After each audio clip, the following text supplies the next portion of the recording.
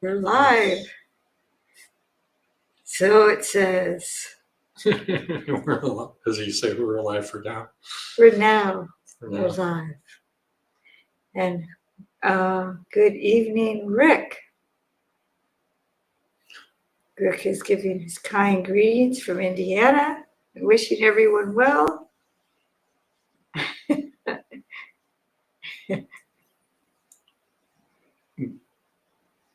Do you want me to? Okay, so then Chad and Bhumika and Agana. Bhumika. Yes, my name is Sivijana Bhikkhuni, sometimes known as Aya. And I'm Bhante Metiko. I ordained here at Anthony Cloud. And welcome everyone to Monk Chat, your opportunity to answer or ask any questions regarding Buddha, Dhamma, Sangha. And myself and Venerable will do every attempt to answer your questions and provide any information for you. And of course,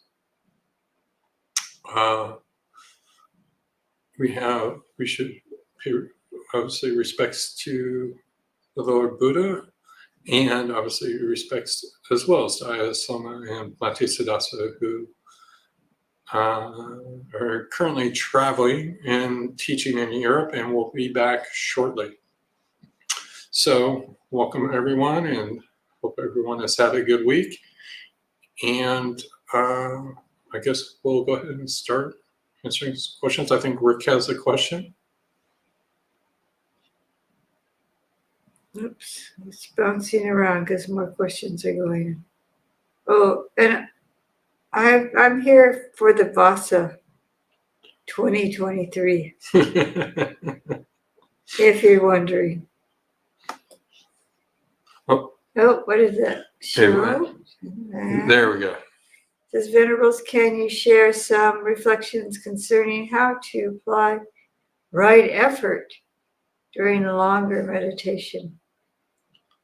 Well, right effort is We've just been talking about that, yes. Right effort is good at all times. So there's 4 right efforts. First is guarding the mind, protecting the mind against the arising of unwholesome states. And the second one is if unwholesome states have arisen, then abandon them as quickly as you can. And the third is to bring up or encourage wholesome states. And the fourth is to maintain and bring to fulfillment, to the development of the wholesome mental states. This is right effort according to the suttas, the Noble Eightfold Path. It's a path factor. And during long periods of meditation, you should just, if you are developing the wholesome states, it kind of works in a cyclic manner, then this really guards the mind or protects the mind from the arising of the unwholesome. So bringing the awareness to the breath and bringing calmness to the mind, or bringing up the Brahma Viharas and thoughts of loving kindness, compassion, altruistic joy, and equanimity. If you have these, you choose one of them and work with them, then that would prevent the arising of the unwholesome states. And this is in a long period of meditation, you might start by just observing the mind and seeing how what's arising in the mind, and seeing the harm in the unwholesome, and that helps to abandon the unwholesome. And sometimes that's what we're doing for some period of time. But if I'm not sure if you say a longer meditation, would that be throughout the day or just sitting for a long? We have the cat was about to leave. Threatening my glass of water. So we want the cat to apply right effort and sit still. Sometimes you just observe, like we're not forcibly preventing the cat from staying still and allowing the cat to go off. But then we notice that the cat is chewing the wire, which is so then you have to, sometimes you do have to apply some. This is actually a good metaphor. Somebody actually is intervening with the cat. Sometimes we need to intervene. Sometimes the mind gets like too rambunctious. But if we see it heading in a very harmful direction, then we need to take action and then apply an antidote. If we start seeing anger and our hatred arising, and we really do actively try to bring up loving kindness, or see that very much the danger in the unwholesome. And sometimes that in itself, just contemplating the danger, the disadvantage of the unwholesome, and that helps one. I'm just loving the antics with the cat. One abandon the unwholesome just by really contemplating the danger. And sometimes I even just say, bad idea. No, just give a self-talk and say, this is not helpful. Just and then what can I do to bring up thoughts of loving kindness, friendliness, compassion. I know you gave a whole reflection. It was one of the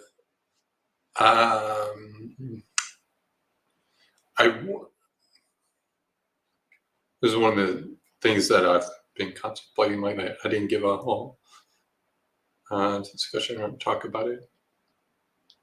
Still contemplating. But thank you for your answers. I think it's very important. Whether it's longer meditation, shorter meditation, right effort, obviously is very important as part of the Noble Eightfold Path.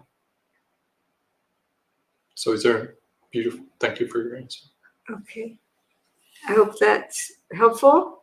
I think maybe go up a little bit. Yeah. Shelley's saying, looks like, okay, Karuna, Monastery Cat, Cuddler saying hello, Jayanta saying good evening, Shelley. Hello, Shelley. Hope she's was just here. Hope you're doing well. She's saying hello to all of us here that are still here, Guan Yi and Teddy. And Anonymous wants to know about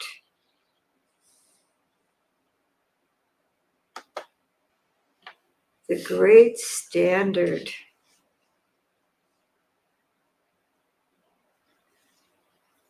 You want me to? Well, I mean, the Great Standards really apply to, and the Buddha talked about, obviously, because the monastic code was developed over 2,000 years ago, there's things that come up that may not be specifically covered under the monastic code in the Vinaya for bhikkhus or bhikkhunis. And so the great standards is taking, let's say, for example, checks. People weren't writing checks during the Buddha's time. And so it's taking the great standards. What did the Buddha teach? What did the Buddha lay down? What did the Buddha describe as trainings for the mind? And how do we apply the use of, say, checks, for example? I'll just randomly take that. And we look at the teachings. How's this fit in the great standards? Would this be allowable or not? If the Buddha was here, would he say, oh, this is something that will help with the liberation of the mind or not? And that's really what the great standards are. I don't know.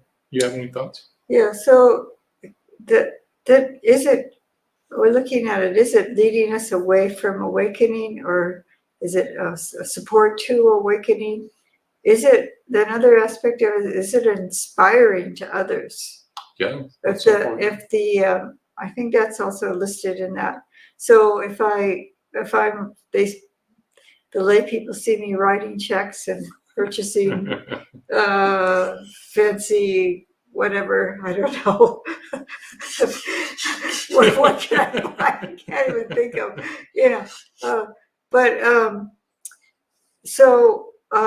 then they would, then if it's discouraging also, we should consider what our impact on others is. So that's part of the standard, actually. So is it harmful to ourselves, to our own practice, our own sense of integrity, and is it bringing down the respect for the monastics? If we were to engage in this behavior, this would be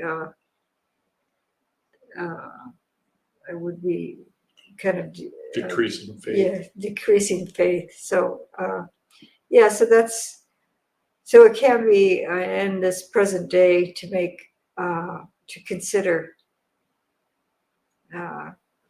basically the good or harm, and whether it helps support the furtherance of the sasana in the world.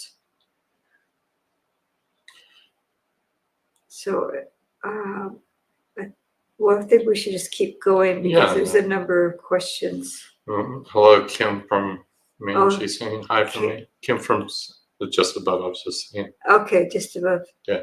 So no, that's okay. I was just saying hi. Okay, there it is. I've been slowly increasing my meditation time each month. What should my end goal be in terms of? You shouldn't have an end goal. Session length and total time each day. How much do monastics meditate each day on the average? So a lot of it has to do with your health. That's and right. If you're causing harm to your body, and if it's really gonna, so you have to I don't know how old you are. When you're younger, your body's a lot more resilient. I know this from my own, because I used to be able to sit for longer periods of time without hurting myself. So I have to be really sensitive to that. So I think the most really important thing is that you have a regular practice, that you do practice every day. And so as a lay person, it may be that you do have limited time because you have other responsibilities. Monastics do too. And we're sitting at least 2 periods a day. A lot of places you sit for an hour. We sit often for like 45 minutes, depending on what our schedule is. It depends on the situation. If it's retreat time, I can be sitting for I don't know how many hours in a day. When I've had secluded retreat periods. And then sometimes the time just goes. If I'm not even timing it, the time goes, and it surprises me. I've sat for an hour and a half or 2 hours or something like that. But I don't think that one teacher said to me repeatedly and even scolded me and said, quality, not quantity. So the quality of your meditation, if you're forcing yourself to sit for longer periods of time and then your mind is just going kind of bonkers and a lot of resistance is coming up because of it, that's not the point. The length of time is not the point. If you see the mind, often, the mind settles with a longer period of time. But you've got to kind of be in tune, not only with your body, but what's going on with the mind, what's the needs. And if you're in a period of your life or during the week, that you're just really agitated, being kind to yourself and not forcing yourself to sit for a long period of time. Also, sitting isn't the all of the meditation. There's to practice sitting, walking, standing, and lying down meditation. You can do more than just that period of time you're sitting, and also throughout the day, bringing mindfulness throughout the day as much as you can. So the length of the time of the cushion isn't the most important thing. I'm sure you probably know that, but I want to also just say that, to be careful with a kind of a too goal oriented as far as the length of time. Right. And then total length of time during the day. So you can increase that by applying mindfulness throughout the day as much as you can, and not just mentally limit it to the time on the cushion. And when you get up from the cushion, bring your awareness to the motion of getting up and walking, and awareness of what next activity you're going to, and try to bring your mindfulness through out the day. Did you have something you wanted to add with that? No, I think as you said, don't, I kind of jokingly said, don't have a goal. Your goal, actually, you should have a goal of increasing wholesome states of mind and decreasing non-wholesome states of mind. And it's also important to remember it's not just meditation. As I have said, it's throughout the day. And there's lots of things we can do throughout the day that support our meditation. Whether it's dana, it's giving. Sometimes reading the suttas, listening to a Dhamma talk, going to a monastery. I don't know if there's a monastery close by to you, but all those things. So what can happen sometimes if we just meditate, it becomes unbalanced. And so we need to, our whole practice and all Buddhism isn't just, as I said, just on a cushion. It's everything throughout the day. And our practice needs to be balanced like that and incorporate all those things. And as I said also, it's quality, not quantity. Somebody can sit for 5 hours or somebody can sit for an hour. And, there's the differences in quality. It's not a quantity. It's not like 5 hours is better than 1 hour. It's what happens during that meditation. And as I said, is increasing wholesome mind states and decreasing non-wholesome mind states. That's what's important. And look at that impact, what's happening in your mind. And look at different meditations, as I said, walking, sitting, lying down. What is really increasing those states of mind that are wholesome? And do those. Thank you. Yeah, that's good. Yeah, that is part of the, throughout the day, also being aware of the wholesome and unwholesome. So that's part of the mindfulness. Thank you. Yeah, to bring that up, that is. I'll go to the next one. This is Michael. If you don't mind sharing, what does your current meditation look like? Well, it looks like so I guess I do a lot of mindfulness of the body, and loving kindness meditation is kind of a standbys.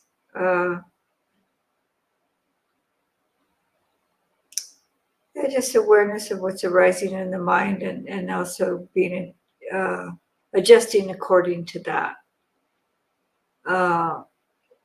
If I see agitation or a little agitation, I might apply the loving kindness meditation. Yeah, I do various things. Do you want to say something? Yeah, I think that's.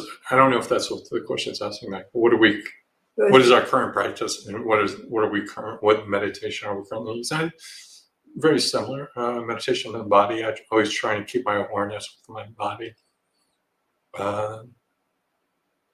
If I'm standing, walking, washing dishes, walking outside, working, always keeping the mindfulness with the body, staying in the body. And also a lot of mental practice of the Brahma Viharas are, I think, have been a very powerful practice for me, and continue to be. Yeah. I also do 4 elements meditation, but that's a little bit difficult to describe quickly. Yes, a very powerful meditation. Yeah. I would. Yeah. Yes. But that is mindfulness of the body. That's one form of it. But I am aware of positioning and and throughout the day, the awareness of the contact with the sense gates. Yeah. It's just like, I do like walking meditation. Walking is really good. Yeah. I think the last couple of years, like it more and more. Yeah. And then laying down too, I often do the metta bhavana when I'm laying down, or mindfulness of breathing when I'm laying down. So I guess we should keep moving because we have a number here. This is Sood. And Sood always incredibly generous to the practicing dana. Many blessings for you and your family for your always generosity and kind heart. So she's asking us, what are some of the skillful ways one can try to lower one's sensual desires in lay life? Well, one rule of thought is this, I say to oneself, is this need or greed if I'm going after something? Right.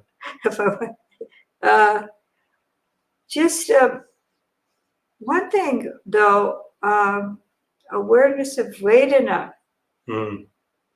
If you start looking at Vedana, for me that helped quite a lot, where aware of pleasant, unpleasant, and neutral contact. First there's the contact at one of the senses, and then I recognizes it. You see, this is pleasant, unpleasant, or neutral contact, and then seeing where the mind goes with it, seeing the arising of desire for the pleasant, seeing the aversion to the unpleasant, and just bringing awareness to that. And then you can see where the tanha is coming up, and just observing it. And because you're not going to just be able to just slam the door on desire or something like that. What happens is the Vedana is automatic, and then the response to that follows quite quickly. And bringing awareness to that arising of desire or aversion helps diffuse it. If you just I'm aware that aversion is arising, and I don't want to feed that. I'm aware that desire is arising. I don't want to feed that. We have to, I mean, like for things like food and things that we need, comfort, are we indulging or are we just taking care of our needs? That's where is this need or greed? So you can ask yourself those kind of questions and then just bringing awareness to the arising after the Vedana. And this kind of puts a little bit of a break on it because your awareness helps to curb impulse, or it helps to curb the feeding of the arisen desire or aversion.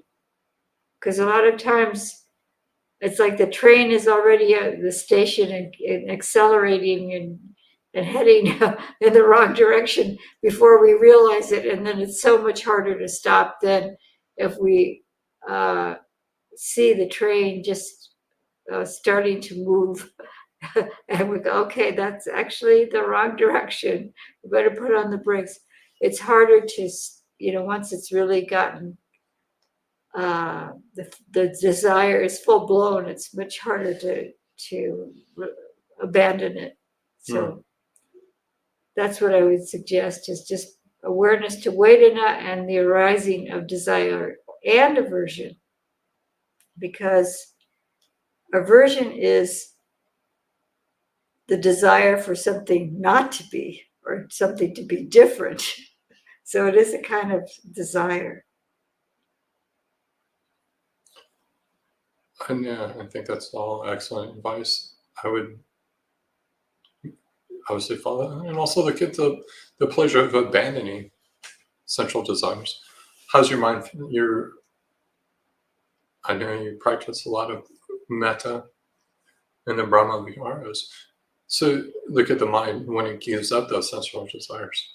Not only the drawbacks, the joy in giving, the joy in dana, the joy in having a peaceful mind when we don't follow sensual desires. What does the mind feel like? The sukha of that. Okay. Okay. And this is monastics has a set upper, lower, and outer robe. Do you get 3 of each of those? No. I have one upper robe. You have one upper robe. I have one Sangati. I have one Uttarasangha. I do have numerous bathing clothes, but the basic 3 robe sets, we only have one, and then we can have accessory cloths. But I really only have one of these, and yeah, you're only allowed one upper robe, and you can't have multiple robes. It's Tuesday. I'll wear my Tuesday robe. You have one robe. Everyone's wearing one robe. You only have one Sangati. You should. We should. You can have accessory cloths, which is why I have more than one bathing cloth. Right. You can have more of those, but not of the. Yeah, and then you have to be careful how many of those you accumulate, because especially in this, with this age of mass production. Yeah. Especially when there are people that want to donate lots of cloth and things like that.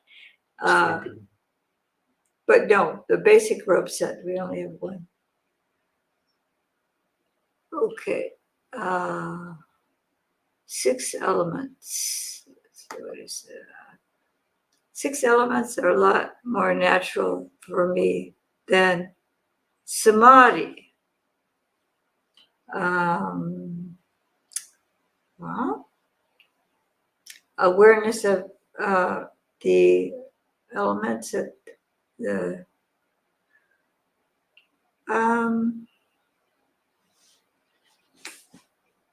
you can get into some when you're contemplating the elements. 6 elements would be also including consciousness. Consciousness and So, space. There's a space element space in consciousness. and consciousness. And so, and you can come to like samatha as a calming by really just observing the sense gate. So so if it's more natural and helpful for you, then it's also supportive of insight practice. So I'm glad that's helpful for you. And I'll just give some suttas. Michael says sadhu. Sud says thank you. And looks like Sud has another. I would encourage all here to be generous. Empty cloud provides great opportunity. Thank you, Sud, for that one.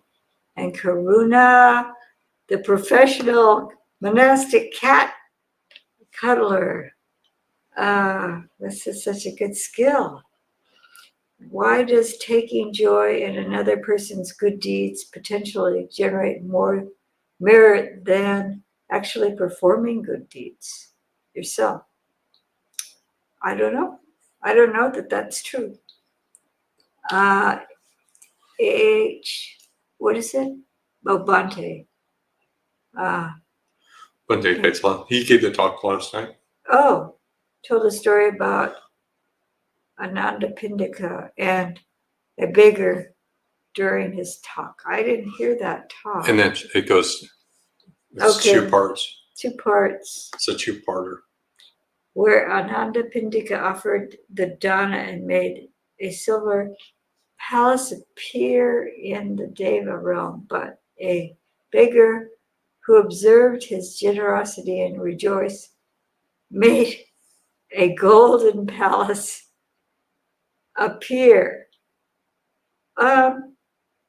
It could be just the joy in somebody's heart, and I'm not sure about that, and whether having a golden palace is really better than a silver palace.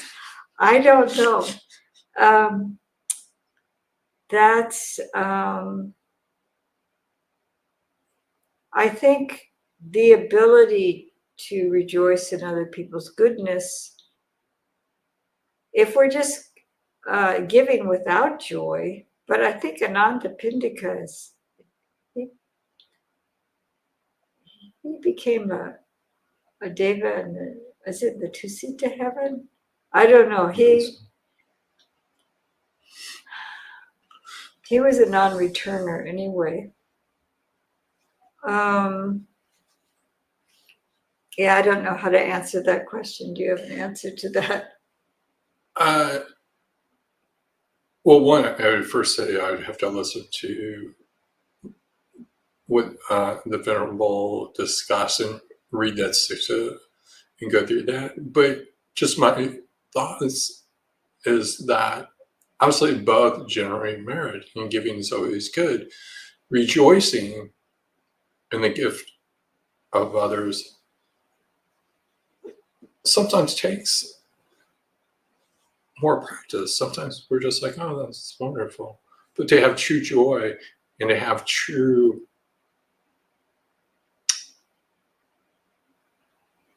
rejoicing in that gift can be very powerful in itself. It's very special to truly appreciate what the gift of someone else. And I could see where that would generate a great deal of merit, because it's opening up the heart with gladness and that rejoicing for the act of that somebody else is doing. And so I could see that being a case of it. And the Buddha instructs I would see it in terms of mudita, that rejoicing and that gifts that others have made. Those are my thoughts on that. Yeah, I'd have to ponder that for a while, because I know Anandapindika was, such a devoted disciple of the Buddha, and he had a deep understanding of the Dhamma, and he was able to become a non-returner. And he also was an advocate for the lay people, where when he was dying, he was hearing a teaching, and he said, "Why didn't you tell me this sooner?" And Sariputta told this to the Buddha, and the Buddha said, "Well, we should be very open-handed with our teaching, not hold back when somebody's ready for the teaching." So I'm not sure about that. It could be that person, that joy was so great, and so pure. Yes. And this person was a beggar and wasn't able to give.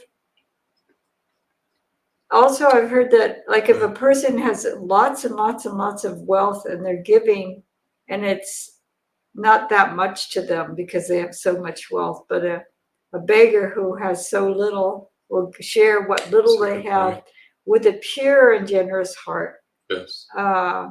So this kind of thing. That's a good point. Yeah. So it may be that he or she was so inspired, and there's so much joy in seeing that.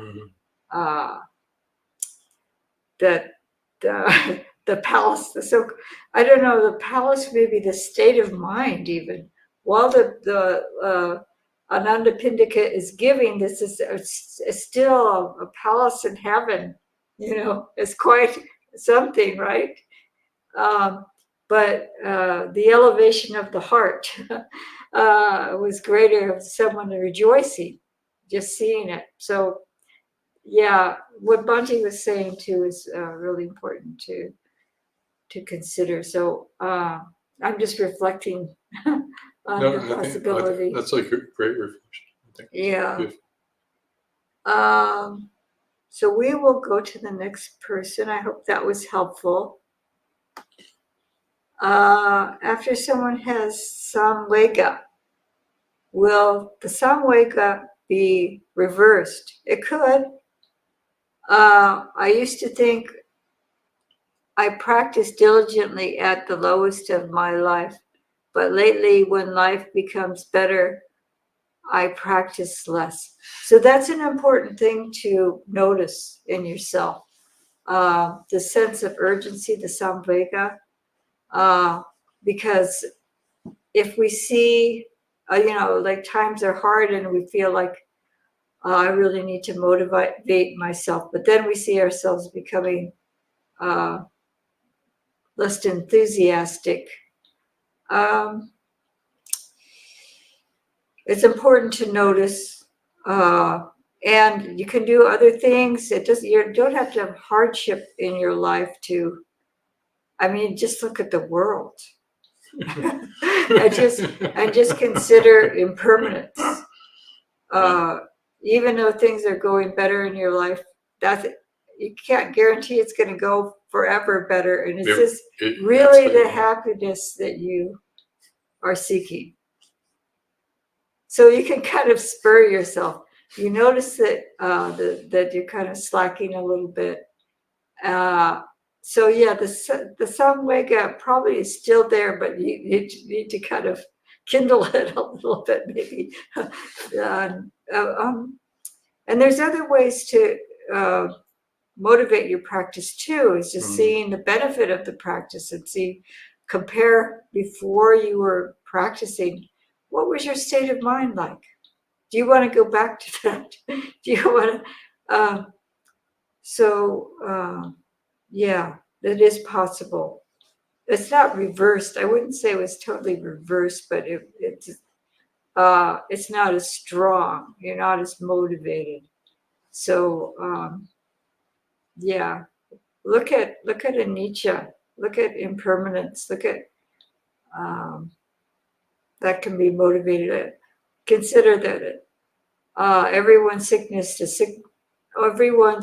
subject to sickness, aging, and death. that we That's know. good. Everything is just disintegrating as we speak. Yeah, I was just, as you said that, I think the 5 subjects of frequent recollection, that would be, I think that's always a good and inspiring part of the practice, always to remember, as I said, like, where you're at, I mean, it's not permanent, you're still subject to old age, sickness, and death. You're the heir to your karma, born of your karma, and the result of your karma. All that is mine, beloved and pleasing, will become otherwise, will become separated from you. Guaranteed. Yeah. So, yeah. Not to be glum, but I mean, yeah, I don't think it is. Like, I find it like it's hard. Like, wow, that really does set us apart. And find those other ways. Sometimes, practice sitting in meditation may feel, I don't feel like meditating. Listen to a Dhamma talk. Volunteer. Do something, along those lines. Go to the cemetery and realize, like, I'll be there. And then find ways to bring up the joy too, because you're talking about that practicing diligently. But wow, this is another motivating force, is to see the happiness that the practice can bring. Yes. Yeah. Yeah, as the Buddha said, one of the mistakes is taking what's impermanent as permanent. When you start to see those things, then you automatically let go of them. And you look at the joy of the practice. So that helps see. Hopefully that's helpful. And we're going to go to keep practicing, no matter what. Just keep practicing. Just keep going. Find something else. Yeah. Okay. Whoops. Here, we didn't click it. There we go. What do you wear when you're the practical questions? Washing your robes. That's why I have so many bathing cloths. I have these accessory cloths. So yeah, fortunately this dries really quickly. Robes do dry very quickly. Yeah, so a lot of times I just time it. I time it. So early in the morning, and I get it out of the line really quickly. And this will actually be dry by the meal time. You try and time it. Or if I can't, if I don't have to time it quite right, I'll just wash it after the meal and dry it. But they dry pretty quickly. So at the time of the Buddha, they would wash all the 3-robe set just wearing the bathing cloth only. But I have more than that. Especially being an American culture, I wouldn't just be wearing my bathing cloth. But no, I wear my Sangha. Like, I wash my outer robe and wear my Sangha as an outer robe. So upper robe. So we have our techniques. Okay, yes. So we do wash our robes, I promise. And this is, okay, so that person is leaving. And thank you for beautiful reflection, Karuna. And thank you for the good question. It's good to have a challenging question like that for me to ponder. So, yeah. Lots of pondering. Thank you for your question. And hope you're doing well, Karuna. Yeah. And what is this? Is it someone else is thanking us? Sam is saying thank you. Okay. So we're down to the end so far. It's hard to know how many come in. Do you have a question? No question. Putting you on the spot. Actually, I had a question regarding following up the first question. I find it sometimes hard to know whether I should just, about the, minds, emotions, feelings, I should just okay, stop it, shut it up, or because sometimes we are taught to look deeply, really give it space and understanding. But also between like let it go and push it to go. Sometimes I just find it hard to find the line. If you can give some. That's a really good question. Yeah. And I think it's a common kind of question for a lot of people. Yeah. So there's like the Buddha talked about avoiding extremes. So you're just talking about letting it go or pushing it away. But I think you also are doing some observation and watching it and allowing it to pass. Is that what you're saying also?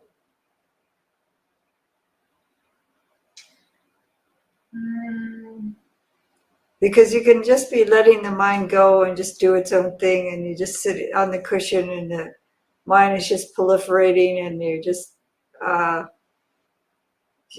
don't know, sometimes I think, oh, is this really meditation? What, I'm just daydreaming or something like that in a sitting posture, right?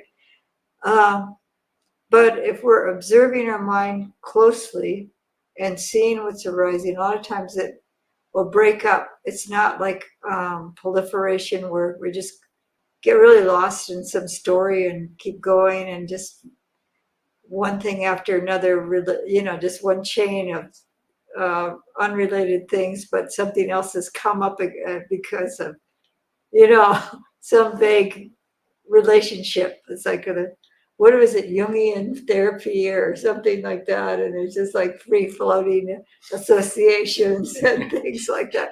So we don't want to be doing that on the cushion, and we don't want to be using too much force on the cushion. Right. But bringing awareness to, the mind has slipped off the object. If we have an object of meditation like the breath, and very gently saying, I've slipped off the object. And if the breath is often very subtle and it's easy to lose it.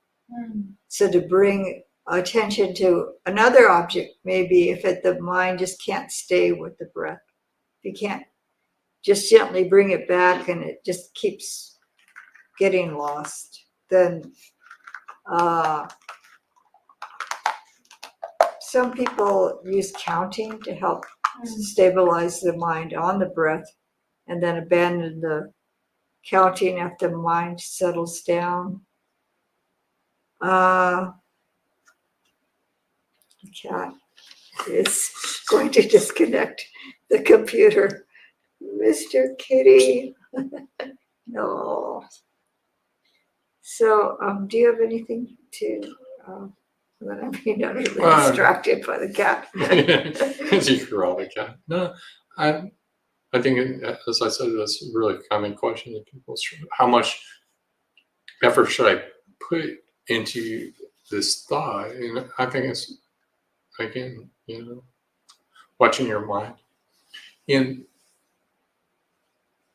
sometimes, as I answered that question, sometimes you really have to put in a lot of effort to stop that thought, especially if it's something unwholesome arising in the mind. You don't want to keep that in the mind.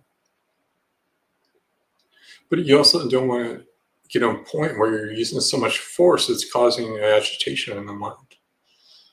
It can stir up the mind sometimes. I want to get rid of this. And then you're like, stop it, stop it, stop it. And then the mind becomes constricted. You're just agitating the mind. Gently, as you said, gently. Like with a cat, we're not like, no, let's get back to where we need to be. And so we use that kind of gentle approach sometimes, but also seeing, again, reflect, is this stirring up my mind or calming my mind is my approach. And that's part of meditation. That's what I call it a practice. We're always kind of adjusting a little bit and, knowing your mind really well. Right now, I need to apply this technique, or I need a little bit more effort. Oh, this is too much effort. I need to back off a little bit. And so just experiment with it, you know? Mm. And I said, look at your mind. Is your mind becoming agitated? You know, like, why am I thinking? Sometimes we're like, why am I thinking that? I shouldn't be thinking this. Why am I thinking this? And then it just goes around and around. Yeah, I feel I sometimes do that, like use the harsh attitude towards a previous harsh attitudes, and it keeps getting more agitated.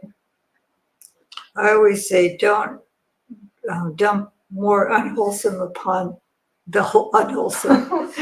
So using too much force and negativity, even if it's like, oh, that's an unwholesome thought, I try to think, oh, that's anger. And it's like kind of like, oh, that's a spark, a fire. It's about to start. And what do I do? You know, I can put it out. You have to use a little bit of force, but it's more rather than getting hard on ourselves. It's more like, what do I do to? I take, or there's a simile of the peg. Yeah, there's a wooden chair is held together by pegs, and the old peg is getting weak and rotten. So you take a new peg and pound the old peg out, and it's a strong peg. So you're driving out with a metabhavana.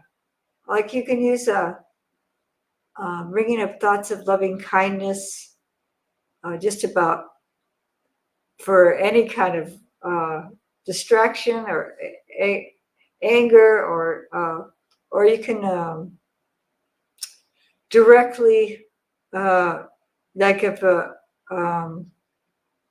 it's distraction, mindfulness of the body, like I use the elements, the experience of the elements, where feeling the weight of the body, feeling the hardness of the body and the softness of the body. I get really into like experiencing the body, because sometimes the breath is too subtle. So body scanning or experiencing the body directly somehow. Or if you're just aware of the breath in one spot, the cat is now examining the wires with his mouth. So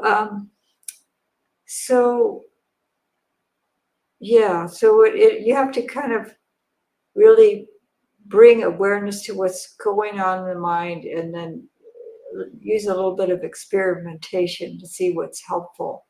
And if you've only had one object for a long time, sometimes you need to experiment with different forms of meditation too.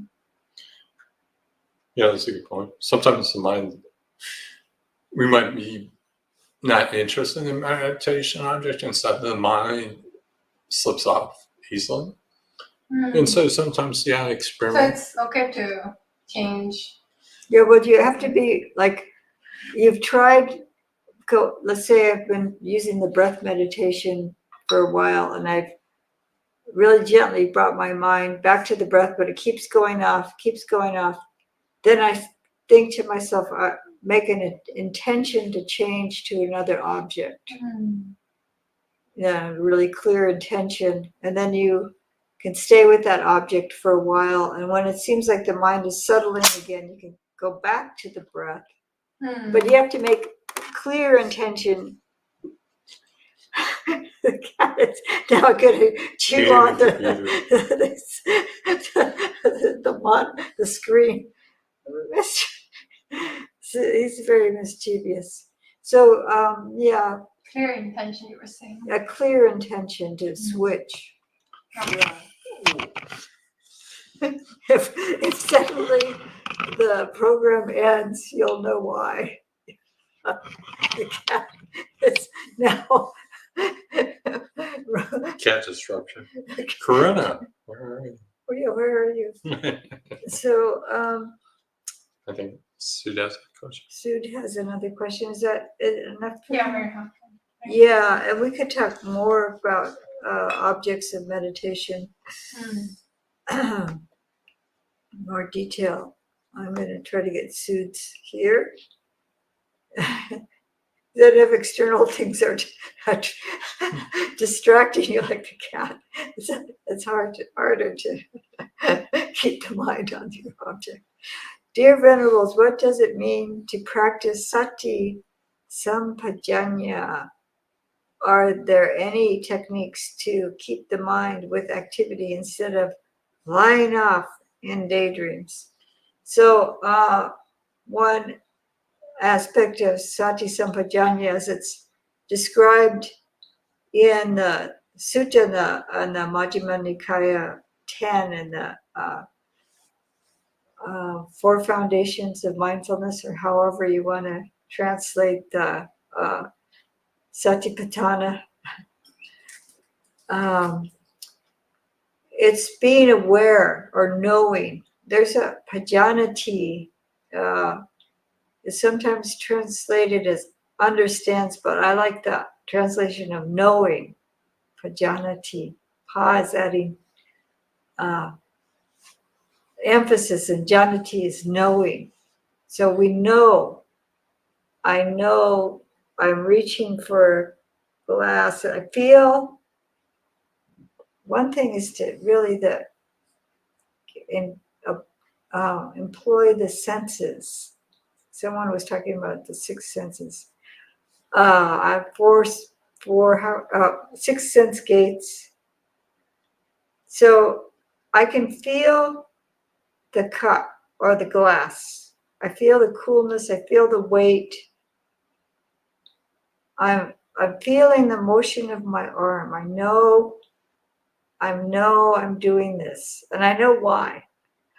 This is the commentaries. They talk about four sampajanyas, and this knowing. So we have to know what the purpose is, whether it's appropriate. Are we staying with our? I want to say pasture because that's what gochara is. Are we staying in our field of meditation? And is it, are we abandoning confusion? Are we becoming less confused? So I know when I'm lifting this, I can feel the muscles in my arm. It's not a very heavy glass, but I can still feel those muscles. I can feel it coming to my mouth. I know why. Is it appropriate? Am I keeping with my objective and my realm of meditation, which would be the awareness of what I'm doing? So I know that I need water. So you can use a tactile sensation. I often use tactile sensation to keep my awareness. If I'm sweeping, feeling my hands in contact with the broom, and then really being aware of my arms moving, this whole sensation of sweeping. And then I also am aware of the sound of the brushing, the broom brushing against the floor. When I was in Thailand, we spent hours. We didn't have rakes. We had these stiff bristle brooms. And just the sound of that broom against a lot of the pathways were cement, textured cement.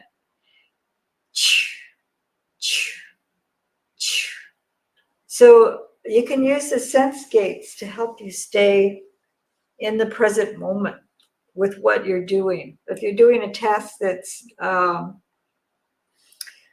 repetitive and just physical, like sweeping or washing the dishes, you can feel the contact of the water on your hands when you're washing, the sound of the water, and then just really bringing your awareness to your task. Like I'm hearing was for sweeping, I'm hearing the sweeping sound, I'm feeling it, but I'm also looking and seeing the detail of getting into the crevices, what I'm sweeping.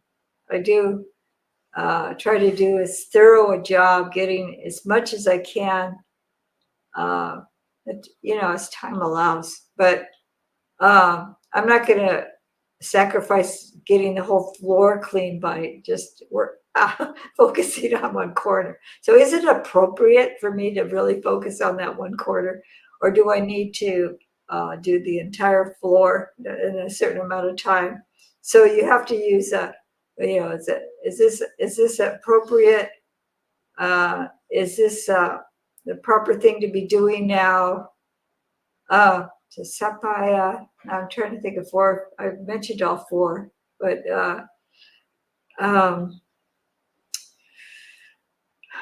so I would recommend working with the sense gates when you're bringing your awareness to your daily activities. When you're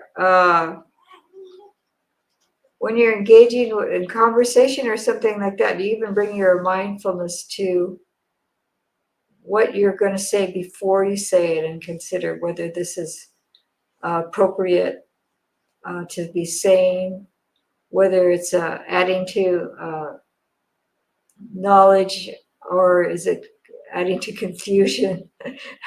Are we staying mindful of our speech? And it seemed like you were about to say something. No. So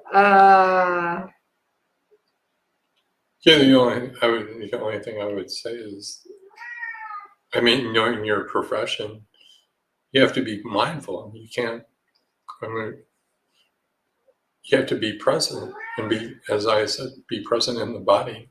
Always maintain your presence in your body throughout the day. Your feet contacting the floor, as you described, sweeping, whatever you're doing. Keep the mind centered. You don't strike me as someone that daydreams a lot or gets lost in thought. And I don't think you could get lost in thought in your profession. You couldn't go around daydreaming, being spacey all day. You have to be attentive. So just bringing that quality forward all the time. Yeah, I'm not sure what your profession is, but we don't have to. That's anonymity. Yeah, we won't. So so mindfulness. So mindfulness of physical activity is one thing, and then mindfulness of the mind. Being aware of what's arising. Are we distracting ourselves from our purpose of what we're doing? What is the purpose, and is it appropriate? So there's a few more comments. Should we go to up here? I think it's like it looks like a multiple question. Well, it looks like. And then he goes, "What is?" I think the question goes on here. What is this intent of the Vinaya? The simple beauty of the Vinaya. That says, hey, recollecting good stuff today. And what is the intent? What is the best thing for a lay person to know? How it supports lay people and monastics in the Vinaya, I guess he's talking about. Yeah, he's talking about the Vinaya. The intent. Well, because, without the monastics, it wouldn't be a fourfold Sangha. Without the lay people, the monastics couldn't be mendicants. So there's a kind of a mutual, it's a mutual support of one another, where even in the time of the Buddha, people were often inspired just by the sight of a monastic to know that they were doing the practice. And they were inspired by the ability to be able to offer alms to the monastics. So it's not really like commerce. It's more that we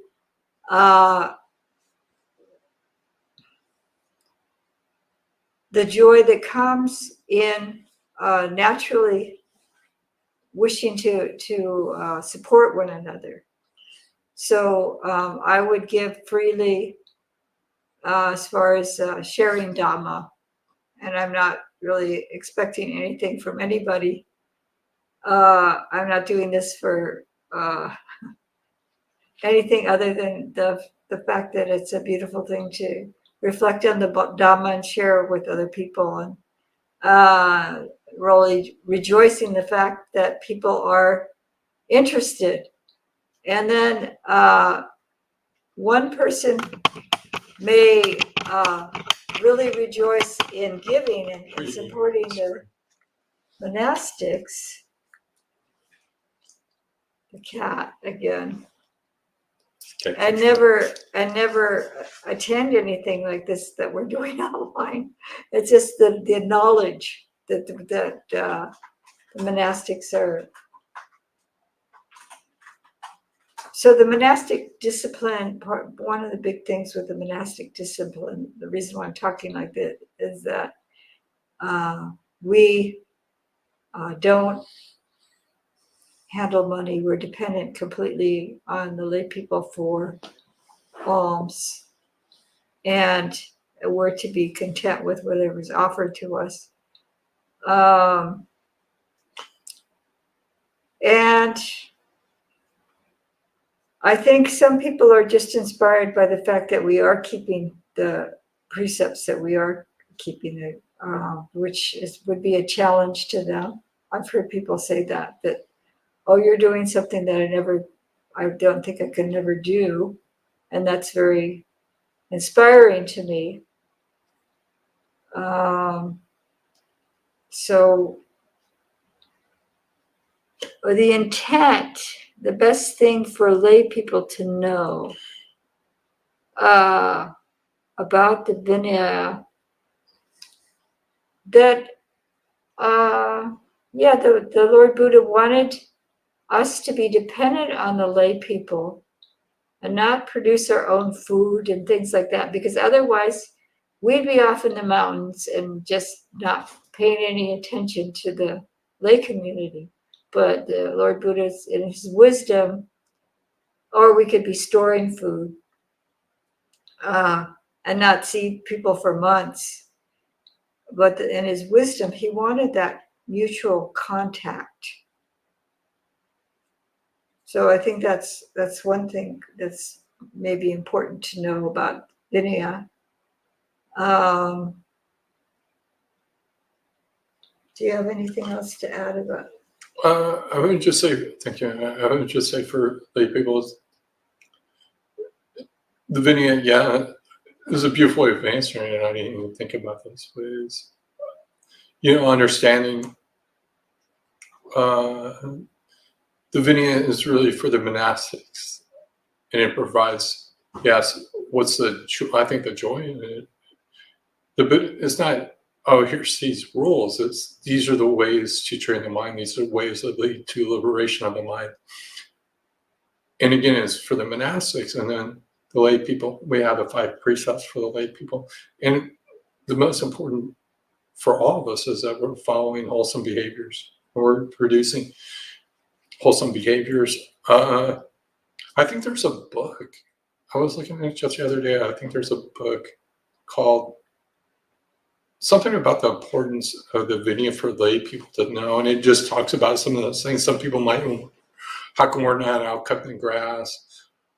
How come we're not making, cooking our food and things as I described? The dependence and the purpose. What is the intent? The intent was to produce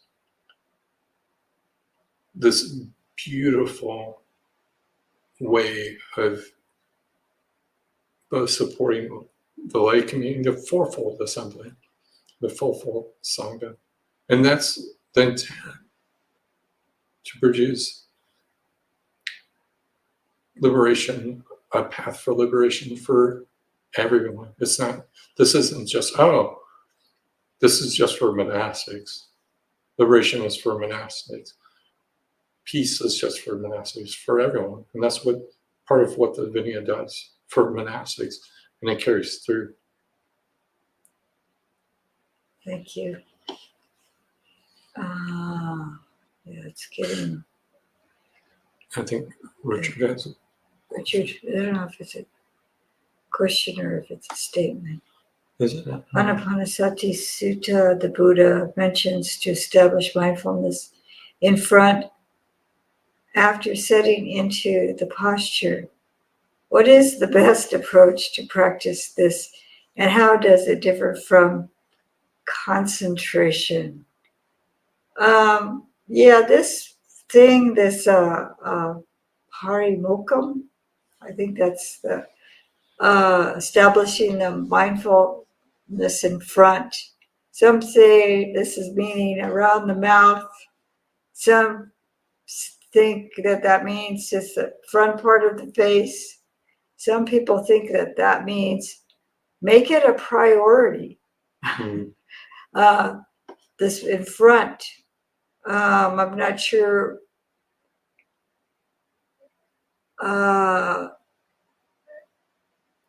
whose translation you're looking at.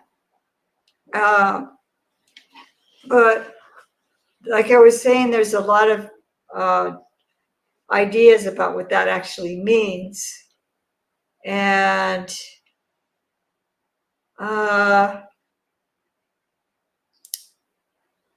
it may actually lead to samadhi. I don't know that it's mutually excluding samadhi, or that it's mutually samadhi and bringing awareness to the fore, to the front. Mindfulness to the forefront. Mindfulness. Some people say that it's just in one very awareness, just in one spot, and that's how some people enter into jhana. So I don't know that that's different. So yeah.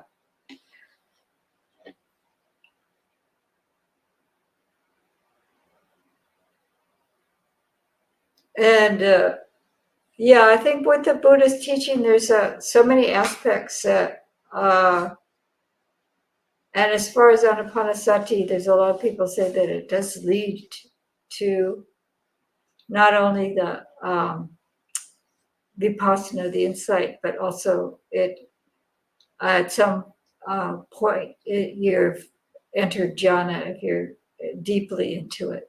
So, and this is what I've heard, how I've heard it explained. Oh,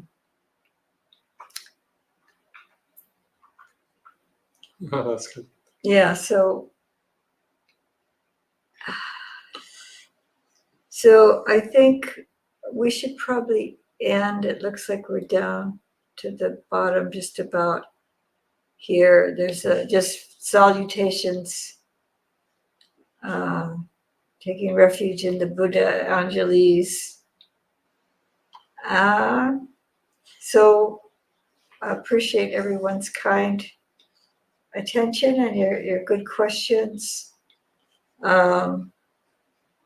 We just are answering the questions to the best of our knowledge, and any mistakes are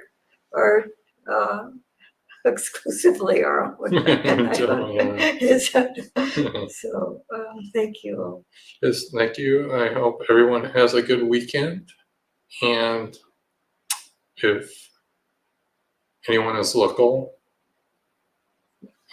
please, we have a program at the monastery 6 to 7:30 tomorrow night, Saturday. And then Sunday, really all day. People come in the morning sometimes to help out in the monastery.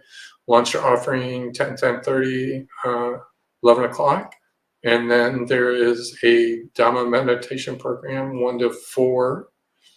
And next week, Bhante Sanata Vihari from Los Angeles is coming. And depending how much we encourage him, you'll more than likely see him giving some Dhamma talks and presentations. I'm sure he'll be here next Friday doing my chat. I don't know.